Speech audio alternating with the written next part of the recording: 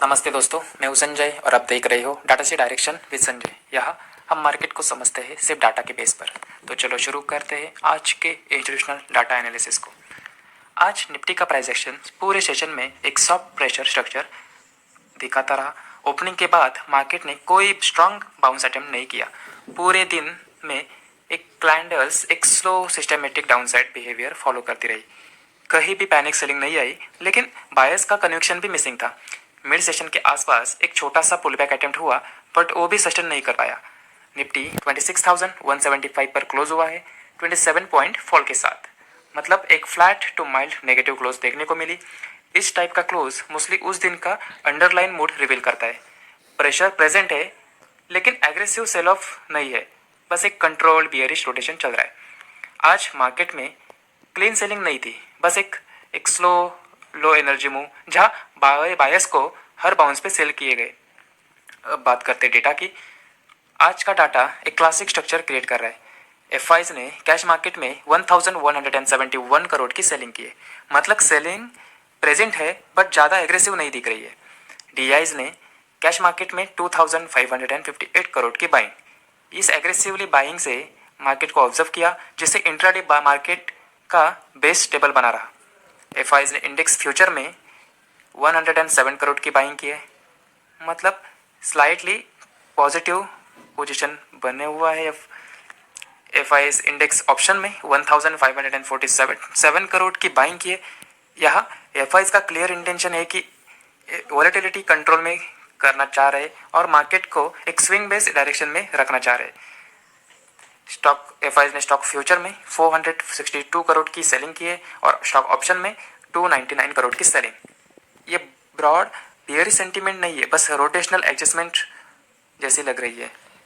तो देखा जाए तो कैश में एफआईज सेलर है, डीआईज स्ट्रॉन्ग बायर है और डेरिवेटिव में सपोर्टिव मार्केट को एक सपोर्टिव स्टेबल और कंट्रोल रखना चाह रहे।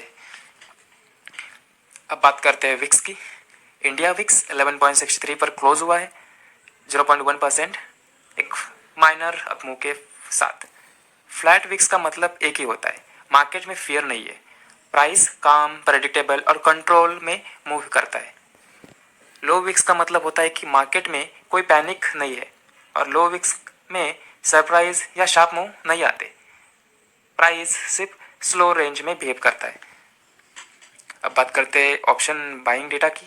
एफआईज ने इंडेक्स ऑप्शन में 1547 करोड़ की बाइंग, इस एडिशन आज का मोस्ट इंपॉर्टेंट सिग्नल है। प्रीमियम बाइंग का मतलब ये होता है कि एफआईज शॉर्ट टर्म में वॉलेटिलिटी को कैप्चर कर रहे हैं और मार्केट को डिसिप्लिन स्ट्रक्चर में रखना चाह रहे। Cash selling plus DIs buying and premium option में भी बाइंग, ये कॉम्बिनेशन मार्केट को एक स्टेडी बेस देता है। इसका मतलब सिंपल है कि एफआईज मार्केट को अनस्टेबल नहीं होने देना चाहते, वो ट्रेंड को काम और कंट्रोल रखना चाह रहे। अब बात करते हैं डेटा और ब्रेकआउट की। आज का प्राइस एक्शंस ब्रॉडर लेवल पर ट्रेड कर रहा था।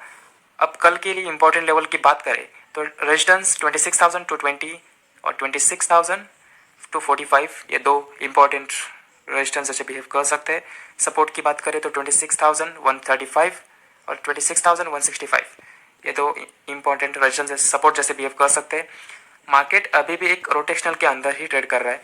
अगर कल फ्लैट ओपन हुआ तो मार्केट में सेम रेंज कंटिन्यू कर सकता है।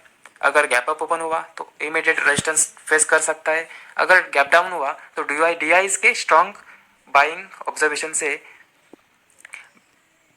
मार्केट में रिकवरी ट्राई हो सकती है। एफआईज कैश में सेलर है, डीआईज स्ट्रॉन्ग बायर है। एफआईज इंडेक्स डेरिवेटिव में लाइटली पॉजिटिव है और स्टॉक डेरिवेटिव में न्यूट्रल टू नेगेटिव है। ये पुश पुल इक्वेशन मार्केट को एग्जैक्टली वही देता है जो आज देखने को मिला, रेंज बाउंड कंट्रोल या प्रेडिक्टेबल प्राइस बिहेवियर। जब दोनों साइड अपोजिट फोर्स लगाते हैं तो मार्केट ट्रेंडिंग नहीं, एक रोटेशनल हो जाता है।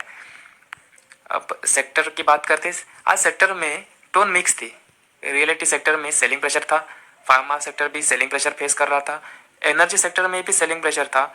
अपसाइड की बात करें तो ऑटो और आईटी सेक्टर में बाइंग देखने को मिली और फाइनेंस सेक्टर एक न्यूट्रल फेज में ट्रेड कर रहा था। ये बैलेंस रोटेशंस क्लियर हिंट देता है कि मार्केट अभी ट्रेंड क्रिएट नहीं कर पा रहा है, सिर्फ रोटेशन ही कर चल रहा है। अब कल के लिए हम क्या एक्सपेक्ट कर सकते हैं।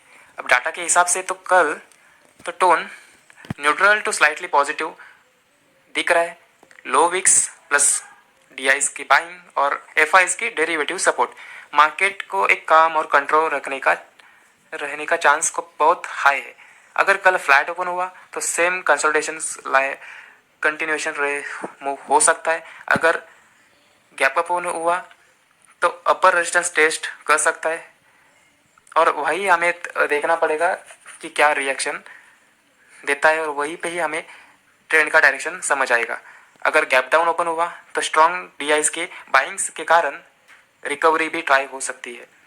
तो दोस्तों, ये था आज का डाटा से डायरेक्शन एनालिसिस। अगर आपको वीडियो इंफॉर्मेटिव लगा हो तो लाइक ज़रूर करें और कमेंट में बताइए कि आपका व्यू क्या है। तो मैं हूं संजय, मिलते अगले डाटा के साथ। तब तक के लिए स्टे डिसिप्लिन, स्टे फोकस।